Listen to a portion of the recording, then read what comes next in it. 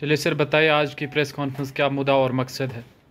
अस्सलामु अलैकुम वरहमतुल्लाहि वबरकातुहू। बिस्मिल्लाहिर्रहमानिर्रहीम। मैं इम्तियाज़ अहमद मलिक आपसे फिर एक बार मुखातिब हूँ। ये जो आज यहाँ पर आप हजरात से जो बयान करने जा रहा हूँ मैं, ये उसके रिगार्डिंग है जो कल जम्मू कश्मीर बैंक की जानिब से एक प्रेस रिलीज़ आई। दो एक्चुअली, एक ट्विटर पर आई और एक रिफत भाई ने जो किया था उनका इंटरव्यू। तो उस बारे में आज जम्मू कश्मीर बैंक द्वारा कुछ ऐसे बातें उन्होंने बताई जिसको मैं यहाँ वाजिया करना चाहता हूँ। सबसे पहले मैं लोगों का बहुत ही शुक्रगुजार हूँ जिन्होंने मुझे बहुत ही सहयोग, मेरे को बहुत सपोर्ट दिया और अपने कमेंट्स, अपने इजहार ख्यालात का जो इन्होंने इजहार किया उसके लिए मैं दिल से उनको मुबारकबाद देता हूँ। और आज फिर से एक बार हमें यकजुट खड़ा होने की ज़रूरत है जम्मू कश्मीर और लद्दाख के लोगों को इस बारे में, ताकि हम किसी सोल्यूशन पे पहुंच जाए। तो उसके बाद जम्मू कश्मीर बैंक के द्वारा जो भी कल प्रेस रिलीज हुई है, इस बारे में सबसे पहले उन्होंने जो बताया उस माँ के बारे में जहां उन्होंने ताला लगाया, हमने उसके एक कमरा, एक स्टोर और एक स्टोर खुला छोड़ा है। तो लेकिन ये बात सरासर गलत है, आप भी जानते हो, कश्मीर क्राउन भी जानते हो। और उसमें सबसे जो बहुत ही बड़ा विटनेस है वो जावेद भाई हैं जो हमारे टाइप राइटर के एडिटर हैं। उन्होंने वहाँ पर जो क्लिप उठाई, उन्होंने खुद जायजा लिया हालातों का। उन्होंने देखा वहाँ पर वो सील पड़ा हुआ था, उस माँ ने चप्पल भी नहीं पहनी थी, ये उसकी ज़बानी है। और मैं उस बात का गवाह हूँ, जब मैं वहाँ पर पहुँचा बेशक उसके पैरों में चप्पल नहीं थी, ना मंजूर साहब के और ना उनके। उसके बाद जो बात है, जब हमने उनको बिठाया होटल में, तो कल मैं दूसरे दिन मैं बैंक के पास जा रहा हूं जिसके बारे में उन्होंने ये बताया हमारे दरवाजे खुले हैं। तो मैं सुजा साहब से मिला हूं। सुजा साहब, आप मेरी शक्ल को एक बार गौर से देखें और आप देखें मैं आपके पास आया हूं अलॉन्ग विद मंजूर साहब, और मेरे साथ एक और साथी था। आप लोगों को हमने यही बताया था कि मंजूर साहब की जो रिहाइश गाह है इसको छोड़ दे, जो उसका दूसरा मकान है वो भी मॉर्टगेज के तौर पे हैं और जिनकी वैल्यूएशन सेम है, थोड़ा बहुत ऊपर नीचे हो सकता है। लेकिन आप लोगों ने हमें यही कहा हमें मिलिए, हम देखते हैं। आप लोगों ने कुछ भी नहीं किया, जिसके बाद हम मजबूर हो गए सोशल मीडिया पे आने के लिए, इस आवाज़ को लोगों तक पहुँचाने के लिए। उसके बाद आपका एक और जो आपने बयान दिया है कि 10 लाख रुपए पे आपका कोई मॉर्टगेज नहीं जाता है, कुछ भी नहीं। इस बारे में मैं आपको दो ऐसे जो है एविडेंस दे रहा हूं। एक आपके नालेमर ब्रांच में है, 8 लाख रुपया है, 1.2 करोड़ रुपये मॉर्टगेज हैं। 8 लाख रुपया ये आप वहां पर पता कर सकते हैं, जो मैं खुद गया हूं। दूसरा केस था कमरवारी ब्रांच का, मंजूर साहब उधर मैनेजर थे, उधर के मैनेजर साहब थे, उनसे मैंने बात की। वो 7 लाख रुपया था और उस पर 72 लाख रुपीस का जो मकान था वो मॉर्टगेज था। तो ये बात भी आपकी झूठी साबित हो रही, जो सही साबित नहीं हो रही है। उसके बाद हम इस बात पे पहुंचते हैं। सबसे पहले मैं आपसे कहता हूं कि आपको मॉर्टगेज सबकी रिलीज कर दीजिए जो आपने 10 लाख रुपया तक मॉर्टगेज या 10 लाख से नीचे हैं जिनकी मॉर्टगेज नहीं है। तो मैं बैंक से यही रिक्वेस्ट करता हूं, आप पहले उन प्रॉपर्टीज को रिलीज कर दीजिए। उसके बाद मैं आपको यहाँ पर कुछ ऐसे हैरेसमेंट के कुछ ऐसे एग्जाम्पल्स दे दूंगा। परसों मुझे बांडीपोरा से एक फ़ोन आता है, एक बहन फ़ोन करती है जो 4 बेटियों की माँ है। तो बांडीपोर के ब्रांच द्वारा जो वहाँ पर हैं मैनेजर, उनके द्वारा उनको इतना हैरस किया जा रहा है। वो आज किराया के मकान में श्रीनगर में है और मैं उनसे मिला हूँ कल।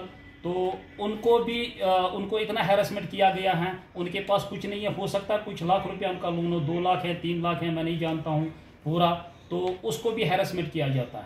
उसके बाद एक और बहन का मुझे फ़ोन आता है, उनका बाप की डेथ हो गई है, उसको कुछ लोन था, इतना हैरस किया जा रहा, उसे ये बताया जा रहा हम आपके ससुराल तक पहुँच जाएंगे। राजौरी कदल ब्रांच के बारे में मैं बताऊँगा, वहाँ पर एक केस है, NPA नहीं है, उनका 18,000 रुपया जो है वो हमारी इधर शाहरी खास में दुकान है।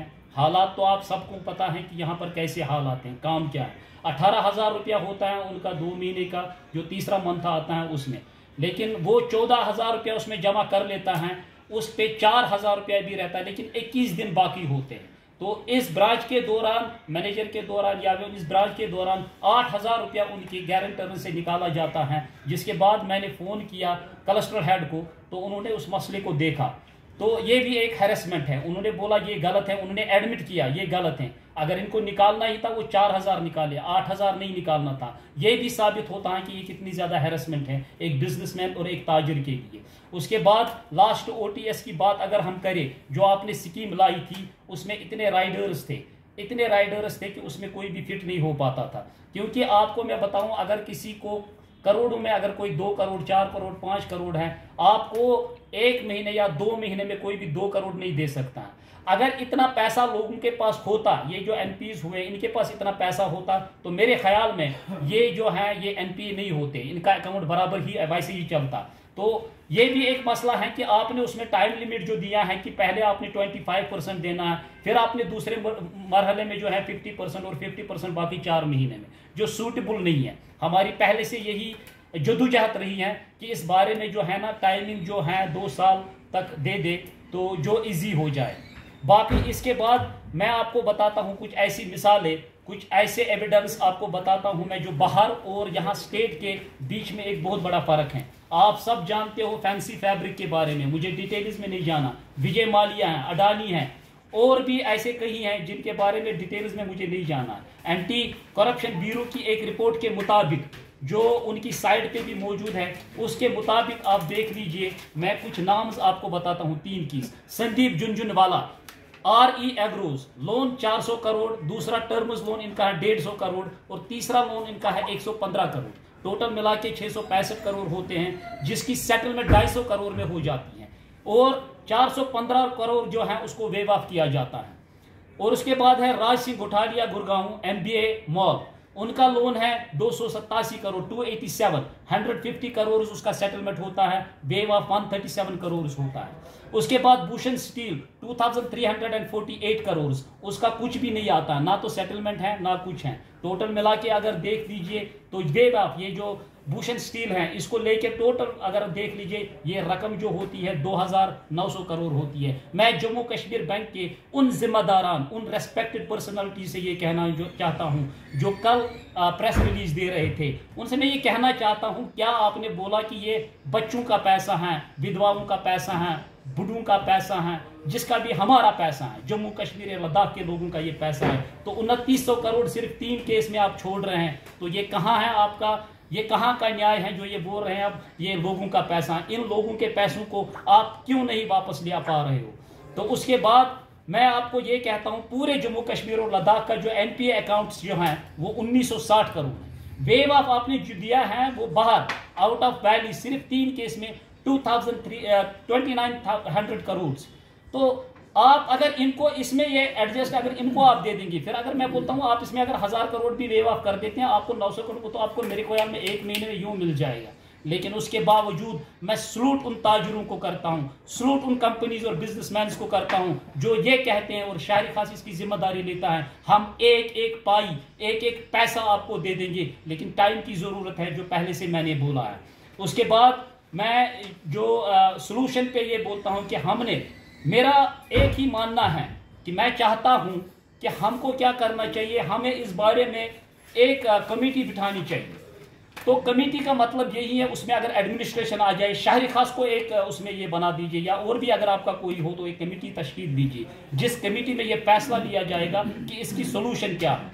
एक सोल्यूशन हमने ढूंढनी है। हमारा मुतालबा यही है कि हमें टाइम दे दीजिए, और ये जो OTS जनरल OTS जो हैं इसको रिलीज आप कर दीजिए, हर ब्रांच को हिदायत दे दीजिए आप कि जनरल OTS जो हैं वो आप रिलीज कर दीजिए। मैं आपसे वादा करता हूं, आप देख लीजिए आपके कितने केस सॉर्ट आउट होंगे। कश्मीरी वो चोर नहीं है, कश्मीरी ना बेईमान है। आप देख 3 केस मैंने आपको बता दिए कितने पैसे आपने बाहर गंवा दिए हैं, 3 जो हमें पता चलता है एंटी बैरो करप्शन, ये एंटी बैरो की वजह से। अदरवाइज और कितने होंगे वो अल्लाह ही बेहतर जानता है। एक बार मैं फिर आपसे ये कह रहा हूँ, एक कमेटी अभी जो जरूरत है, हालातों को मद्देनजर रखते हुए आपसे मैं कहता हूं, जम्मू कश्मीर बैंक से, और मैं एडमिनिस्ट्रेशन LG, हॉनरेबल LG से, हॉनरेबल ये जो क्या बोलते हैं एडमिनिस्ट्रेशन है, और उनसे मैं अपील करता हूं कि इस मामले में जो है वो मुदालखत करे, वो इंटरवियर करे, और एक कमेटी को तश्कील दे जिसमें हम ये फैसला लिए जितने भी NPA अकाउंट्स हैं उनके साथ हम ह्यूमैनिटी बेसिस पे, ह्यूमैनिटी ग्राउंड्स पे एक फैसला ले जिसको टाइम दे दे और आपको ये पैसा बराबर एक एक पाई, एक एक सिंगल पेनी आपको वापस मिलेगा। मेरे भाइयों, मेरे दोस्तों, आप तक मैं ये आवाज़ पहुंचाता हूं। मेरा यही मानना है, अल्लाह और अल्लाह के रसूल सल्लल्लाहु अलैहि वसल्लम की खातिर हम ये काम कर रहे हैं। ये सूद खारी आप बोलते हो कि कितने ही बोलते हैं कि ये हराम है, लेकिन भाइयों क्या अल्लाह ताला ने इसके लिए तोबा का रास्ता नहीं रखा है? आज जितने भी ये एनपी अकाउंट से ये तोबे में हैं, ये इन्होंने तोबा किया है, तो अल्लाह भी इन पे रहम करेगा। मुझे आपका ताउन चाहिए, आपका साथ चाहिए, जिस तरह अभी तक आपने दिया है। मैं उम्मीद करता हूं आप मेरे साथ, मेरी आवाज के साथ अपनी आवाज मिला के मेरे साथ खड़ा होके इस पे जो है एक खड़ा होने की जरूरत है। इसके बाद हम दूसरा कुछ देखते हैं। अगर इसके बारे में बाद भी जम्मू कश्मीर बैंक कोई हतमी राय नहीं लेता और हतमी फैसला नहीं लेता है, तो इसके बाद मैं आपको आगे बताऊंगा हमें क्या करने की ज़रूरत है। उस माँ का घर भी लौटा दीजिए। और ये जो हैं, ये चाहे आप मीडिया के थ्रू, चाहे किसी भी ये जो मैं कमेटी कहता हूँ उनके थ्रू, ये छुप छुपाई वाला काम हमने नहीं चाहिए। और मैं उन लोगों को भी कहता हूँ, ना तो इसमें कोई एजेंटी करे, ना इसमें कोई जो दलाली बोलते हैं या कुछ और बोलेंगे, जो करते हैं मुझे नहीं पता इसको क्या बोलेंगे, जो वो इंटरफेयर करते हैं कि इस मामले को अंडरग्राउंड तौर पे ख़त्म किया जाए। ये एक जगह की आवाज़ नहीं है, हर घर की आवाज़ है। कई हज़ारों, मैं कहता हूँ 150 लोग होंगे ऐसे जिन्होंने मुझे फ़ोन किया है, उनके साथ जो भी प्रॉब्लम्स हैं, मैं उन लोगों के साथ नेक्स्ट प्रेस रिलीज में आपके सामने आ जाऊंगा जो इसके शिकार हुए हैं। फिलहाल मेरा इतना ही है। अल्लाह ताला आपको खैर व जज़ा दे। मेरे साथ खड़ा होकर अपनी आवाज़ मिलाए, मेरे साथ खड़ा हो जाए।